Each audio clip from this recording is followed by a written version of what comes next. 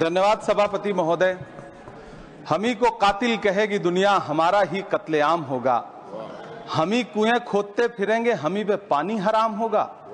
सभापति महोदय, सन 1947 में दिल्ली की जामा मस्जिद की तारीखी सीढ़ियों पर खड़े होकर के भारत रत्न मौलाना अबुल कलाम आजाद साहब ने कहा था कि मुसलमानों कहां जा रहे हो, यह है तुम्हारा मुल्क, यहां तुम्हारे आबाओ अजदाद की कब्रें हैं। उस वक्त मौलाना आजाद की ये सदाएं सुन करके लोगों ने अपने सरों की गठरियां उतार करके रख दी थी। आज उसी दिल्ली में मौजूद देश की संसद में एक बिल आया है जो हमसे उसी जामा मस्जिद की सीढ़ियों के सबूत मांगेगा, जो उन्हीं सीढ़ियों के पास अपनी कब्र में सोए हुए मौलाना आजाद को फिर से कब्र से सदा देनी पड़ेगी कि ये जो कब्र है वो मेरी कब्र है, ये किसी सरकार की जागीर नहीं है। सभापति महोदय, मैं जहां खड़ा हूं इसी संसद भवन के सामने सड़क के उस पार अपनी कब्र में सोए हुए भारत के पूर्व राष्ट्रपति फखरुद्दीन अली अहमद की कब्र है। शायद अब उस कब्र से भी सदाएं आए कि ये कब्र मेरी कब्र है, ये सरकार की जागीर नहीं है। सभापति महोदय, मैं वक्फ कानूनों में किए जा रहे संविधान विरोधी बदलावों के खिलाफ बोलने के लिए खड़ा हुआ हूं। संविधान का आर्टिकल 14 हो, 29 हो, 30 हो, चीख चीख कर कहता है कि देश में सब बराबर के हकदार हैं। आर्टिकल 26 कहता है कि सबको अपने अपने मजहबी कामों के लिए मंदिर, मस्जिद, गिरजाघर, गुरुद्वारों का निर्माण करने का हक है और उसका रखरखाव का भी हक है। लेकिन डॉक्टर बाबा साहब अंबेडकर के संविधान को हर दिन कुचलने वाली यह सरकार देश के मुसलमानों से नफरत में इतनी अंधी हो गई है कि खुलेआम देश की संसद में देश सरकार के माइनॉरिटी मिनिस्टर साहब और होम मिनिस्टर साहब झूठ बोलते हैं और देश को गुमराह करते हैं, झूठ शब्द असत्य बोलते हैं। सरकार ने इस बिल का नाम उम्मीद रखा है। मंत्री जी कल से इसे देश के मुसलमानों के लिए नई उम्मीद बता रहे हैं। नहीं मंत्री जी, न तो यह बिल मुसलमानों के लिए नई उम्मीद है और न ही उम्मीद की नई किरण। सभापति महोदय, भाजपा ने पूरे देश में वक्फ के नाम पर कई सारे झूठ फैलाए हैं। आइए आज उनकी सच्चाई पर बात करते हैं। वक्फ ट्रिब्यूनल को ऐसे बताया जाता है जैसे वक्फ ट्रिब्यूनल कोई मजहबी खाप पंचायत हो। सभापति महोदय, जबकि सच्चाई यह है कि वक्फ ट्रिब्यूनल भी तो सरकारी न्यायिक विभाग है जिसमें सरकार द्वारा नियुक्त जज होते हैं, जिसमें प्रशासनिक अधिकारी होते हैं, कहीं ऊपर से थोड़ी आ गए। सभापति महोदय, देश के गृह मंत्री जी ने इसी सदन में कहा कि वक्फ ट्रिब्यूनल के फैसले के खिलाफ कोई कोर्ट नहीं जा सकता, जबकि सच यह है कि वक्फ एक्ट 1995 की धारा 83(9) के तहत हाई कोर्ट वक्फ ट्रिब्यूनल के फैसले की न सिर्फ समीक्षा कर सकता है बल्कि उसे बदल भी सकता है। सच तो यह है कि वक्फ बोर्ड खुद अपनी जमीनों के लिए कई सारी कोर्ट में मुकदमे लड़ रहा है। सभापति महोदय, दिल्ली की जिन 123 संपत्तियों को लेकर कल माइनॉरिटी मिनिस्टर, होम मिनिस्टर साहब और अभी आदरणीय नेता सदन बात कर रहे थे, आइए उनकी सच्चाइयों पे भी बात करते हैं। 1911 में जब अंग्रेजी हुकूमत ने कोलकाता के बजाय दिल्ली को राजधानी बनाने का फैसला किया तो रायसीना हिल्स के चारों तरफ जो मुसलमानों की ढेर सारी जमीनें थी उनको एक्वायर किया गया और लुटियन को इसकी तामीर की जिम्मेदारी सौंपी गई। सेंट्रल विस्टा की तरह लुटियन जोन का मेगा प्लान तैयार हुआ, लेकिन उस वक्त के मुसलमानों ने उस वक्त की अंग्रेजी हुकूमत से अपनी इबादत गाहों को बचाने के लिए लड़ाई लड़ी। मामला ब्रिटिश गवर्नमेंट तक पहुंचा। तब यह तय हुआ कि वो जो धार्मिक स्थल हैं उन्हें जस का तस रहने दिया जाएगा।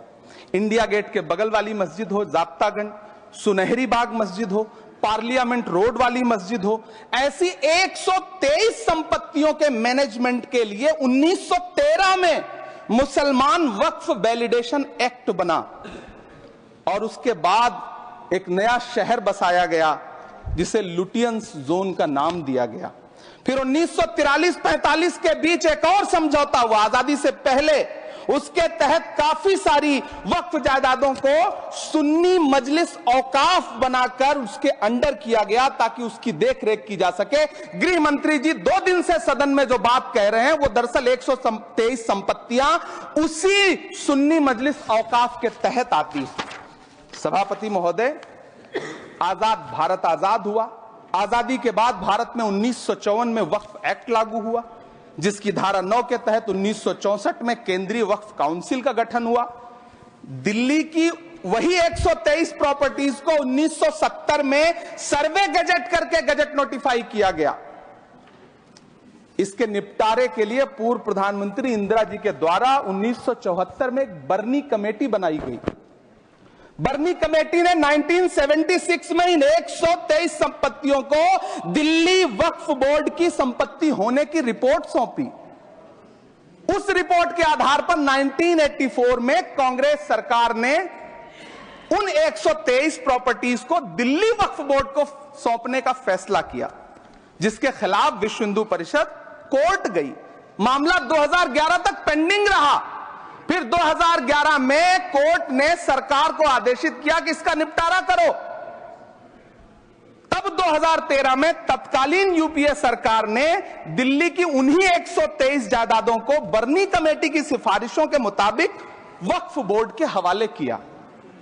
यही वो प्रॉपर्टीज हैं जिनके नाम से गृह मंत्री जी कल से कांग्रेस को कोस रहे हैं। फिर आई 2014 में भाजपा की सरकार, जो तब से इन जमीनों को हड़पने की साजिश कर रही है। जिस बिल को मुसलमानों के हुकूक की हिफाजत करने वाला बिल बताया जा रहा है, उसी को पेश करने के लिए और उस पर बात करने के लिए लोकसभा में भाजपा सरकार के पास एक भी मुस्लिम सांसद नहीं है। जिस वक्त, मैं लोकसभा कह रहा हूं, सुना करिए, जिस वक्फ बिल को मुस्लिम महिलाओं को हक दिलाने वाला बताया जा रहा है, उसे संसद में पेश करने वाली पार्टी के पास न तो राज्यसभा में, न लोकसभा में, न देश की किसी विधानसभा में एक भी मुस्लिम महिला सदस्य नहीं। कल किरण रिजिजू जी कह रहे थे कि रेलवे की जमीनें देश की जमीनें हैं, डिफेंस की जमीनें देश की जमीनें हैं। हां मंत्री जी, हैं, बिल्कुल हैं। ये जो वक्फ की जमीनें हैं, ये हमारे पुरखों ने धार्मिक कामों के लिए डोनेट किया है। तो हम भी तो इसी देश के नागरिक हैं, हम भी तो इसी देश के बेटे हैं। तो वक्फ की जमीनें भी तो इसी देश की जमीनें हैं, उनको पराया क्यों बोलते हैं आप? सभापति महोदय, अशफाकुल्लाह खान जब फैजाबाद की जेल में फांसी के फंदे पर झूल रहे थे तो इसी देश की जमीन के लिए झूल रहे थे ना। सभापति महोदय, अंडमान की जेल में काला पानी की सजा काटकर अपनी जान देने वाले मौलाना फजले हक खैराबादी हो या शेर खान अफरीदी हो, वो भी तो इसी जमीन के लिए अपनी जान दे रहे थे ना। सभापति महोदय, पाकिस्तान के खिलाफ लड़ते हुए अपनी जान देने वाले महावीर चक्र विजेता ब्रिगेडियर उस्मान हो या पाकिस्तान के पैटर्न टैंक उड़ाने वाला परमवीर चक्र विजेता वीर अब्दुल हमीद हो, वो भी तो इसी जमीन के लिए अपनी जान दे रहा था ना। और मंत्री जी, मैं इस सदन में अलग ऐलान ये कहता हूं कि जब भी इस देश की जमीन को लहू की जरूरत होगी, आपसे 2 कदम आगे इमरान खड़ा मिलेगा। ये मैं आपसे यकीन दिलाते हुए कह रहा हूं। सभापति महोदय, मैं सरकार से कहना चाहता हूं, हमसे हमारी इबादत गाहें तो मत छीनिए ना, हमारे घरों पे बुलडोजर तो मत चलाइए ना, हमारी कब्रों में तो हमें सुकून से सोने दीजिए ना। सभापति महोदय, माइनॉरिटी मिनिस्ट्री का बजट कट करके, मुस्लिम बच्चों की स्कॉलरशिप बंद करके अब सरकार कह रही है कि हम वक्फ की आमदनी से गरीब मुसलमानों का भला करेंगे। गुजरात की बेटी बिल्किस के बलात्कारियों की रिहाई के बाद उन्हें माला पहनाने वाली लोगों के नेता ये कह रहे हैं कि यह बिल मुस्लिम महिलाओं को उनका हक दिलाएगा। धन्यवाद मोदी जी, क्या बढ़िया सौगातें मोदी दे रहे हैं आप। पहले हमें गुजराते मोदी दिया, आप सौगाते मोदी दे रहे हैं। लेकिन यह सरकार इतना याद रखे कि इसी ठसक के साथ देश की संसद में सीए का कानून भी लाया गया था और कहा गया था बड़े बड़े भाषण देकर के कि पड़ोसी देशों से हिंदू भाइयों को ला करके यहां नागरिकता दी जाएगी। लेकिन मैं आपके संज्ञान में लाता हूं सर कि पिछले इतने दिनों में इनसे नागरिकता लेने के लिए 2000 व्यक्ति भी नहीं आए, जबकि इसके उलट इन्हीं की सरकार में पिछले 10 साल में 15 लाख से ज्यादा भारतीयों ने भारत की नागरिकता छोड़ करके दूसरे देश में जाकर के बस गए। यह हुआ उस कानून का अंजाम। सभापति महोदय, इसी तरह की जिद के साथ किसानों के खिलाफ भी कानून लाए गए थे। जिस तरह आज वक्फ के फायदे गिनाए जा रहे हैं, उसी तरह से किसानों को भी कृषि कानूनों के फायदे गिनाए गए थे। लेकिन अंजाम क्या हुआ? 700 किसानों की शहादत लेने के बाद सरकार को अन्नदाता किसानों के सामने घुटने टेकने पड़े और कृषि कानून वापस लेने पड़े। जिल्ले इलाही, जमहूरियत जो है वो नफरत और ठसक से नहीं चलती है, अकड़ से नहीं चलती है। उसमें सबकी हिस्सेदारी जरूरी है। कल देश के माइनॉरिटी मिनिस्टर ने लोकसभा में खड़े होकर एक शेर सुनाया था कि मुझसे कोई बदगुमान न हो, तो मैं उन्हें एक शेर सुनाना चाहता हूं कि मैं आज जद पे हूं तो इतना खुशगुमान न हो, मैं आज जद पे हूं तो इतना खुशगुमान न हो, चराग सबके बुझेंगे हवा किसी की नहीं। नीतीश कुमार जी हो, चंद्रबाबू नायडू जी हो, चिराग पासवान जी हो, जयंत चौधरी जी हो, देवे गौड़ा जी हो, जीतन राम मांझी जी हो, सबको समझना पड़ेगा कि जब जंगल में आग लगती है तो न वो बरगद बचते हैं जो हवा को आंधी में तब्दील करते हैं, न वो बांस बचते हैं जो आपसी रगड़ से चिंगारी पैदा करते हैं। सभापति महोदय, जब देश को मनमोहन सिंह साहब जैसा काबिल प्रधानमंत्री मिलता है तो देश को आरटीआई जैसा एक्ट मिलता है, सेज जैसा एक्ट मिलता है, मनरेगा जैसा एक्ट मिलता है, लिबरलाइजेशन मिलता है, राइट टू एजुकेशन मिलता है, नेशनल फूड सिक्योरिटी एक्ट मिलता है। लेकिन जब देश को सौगातें मोदी मिलती है तो क्या मिलता है? सीए मिलता है, फॉर्म्स लॉ मिलता है, आर्टिकल 370 मिलता है, इलेक्टोरल बॉन्ड जैसा एक्ट मिलता है और वक्फ अमेंडमेंट एक्ट जैसे बिल देश को मिलते हैं। मुझे तो अपने हमवतन भाइयों से पूछना है कि आपको अपने बच्चों की तरक्की, खुशहाली और नौकरी की दरकार है या फिर मुसलमानों की दान की गई जमीनों को लूट कर धन्ना सेठों को देने की साजिश करने वाले कानून की? सभापति महोदय, यह सरकार रात के 3 बजे तक पूरे देश को जगा करके संसद में अपने ही नागरिकों को नीचा दिखाने के लिए वक्फ बिल ला रही थी, तो उधर रात के 1:30 बजे अमेरिका हम पर 26% टैरिफ लगा रहा था। सरकार की प्राथमिकताएं देश को पता। सभापति महोदय, मैं बहुत भावुक हूं आज, और मुझे अच्छा लगा कि आदरणीय नेता सदन जगत प्रकाश नड्डा जी ने बहुत अच्छी बातें भी की, मन से बातें की। क्योंकि उनके नाम में प्रकाश जुड़ा है तो मैं उनमें हमेशा एक रोशनी की किरण देखता हूं। मैं उनके सामने बहुत अदब से ये बात कहना चाहता हूं कि चरागों के सफर में दबदबा हो आंधियों का तो फिर अंजाम जुल्मत के सिवा कुछ भी नहीं होगा। ये दुनिया नफरतों के आखिरी स्टेज पर है, इलाज इसका मोहब्बत के सिवा कुछ भी नहीं होगा। मैं भावुक हूं, मेरी पलकें गीली हैं। अगर देश की एक बहुत बड़ी आबादी को लगता है कि आप उसका भला करने के लिए नहीं बल्कि उनकी इबादतगाहों, उनकी कब्रिस्तानों, उनकी खानकाहों को बर्बाद करने का बिल ला रहे हैं, तो फिर आप अगर समझाने में नाकामयाब रहे हैं तो यह आपकी नाकामयाबी है। पहले समझाइए, उसके बाद कोई बिल लेकर के आइए, तब शायद हम आपका इतनी पुरजोर तरीके से विरोध ना करें। लेकिन सभापति महोदय, मैं अंत में सिर्फ इतना कहना चाहता हूं कि इस बिल में जो भी पॉइंट्स दिए गए हैं, बॉम्सी पोर्टल देख लीजिए, सरकार का झूठ आपको पकड़ में आ जाएगा। हम डरे नहीं हैं, हम सिर्फ सरकार से अपील कर रहे हैं कि हमें अपना समझिए।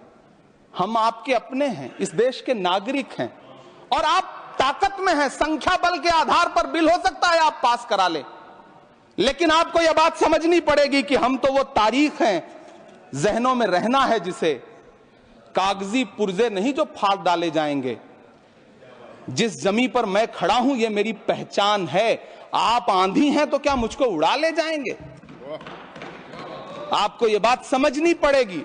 आपको अगर इतना विपक्ष की तरफ से पहले जेपीसी में इतने सारे पॉइंट्स आए और उसके बाद कल से लोकसभा में और राज्यसभा में सुझाव आप सुनने को तैयार नहीं है, लोगों की शंका को दूर करने के बारे में आप बिल्कुल सोच नहीं रहे, बस आप कह रहे हैं यह बिल उम्मीद की नई किरण है। नहीं साहब, इसे भले किरण जी लेके आए हैं, लेकिन ये उम्मीद की नहीं बल्कि नाउम्मीदी की किरण है। और इस देश की एक बहुत बड़ी आबादी इस बात से खदशे में है, शक में है कि आप सीधे उनकी जमीनों को लूट करके धन्ना सेठों को बेचना चाहते हैं। मेरी अब भी आपसे अपील है कि इस बिल को वापस लीजिए। यह बिल कहीं से आपके अपने नागरिकों के लिए अच्छा नहीं है। यह बिल सिर्फ इस देश के मुसलमानों को नीचा दिखाने का और अपने एक ऐसे मतदाता वर्ग को खुश करने का बिल है जिनको इस बिल के पास हो जाने से कुछ मिलेगा भी नहीं। लेकिन आप एक नैरेटिव देना चाहते हैं, एक मैसेज देना चाहते हैं। मेरी आपसे अपील है कि कृपया ये जो सबका साथ सबका विकास का नारा है, इस नारे को रत्ती भर तो चरित्रार्थ कर दीजिए। बहुत बहुत धन्यवाद।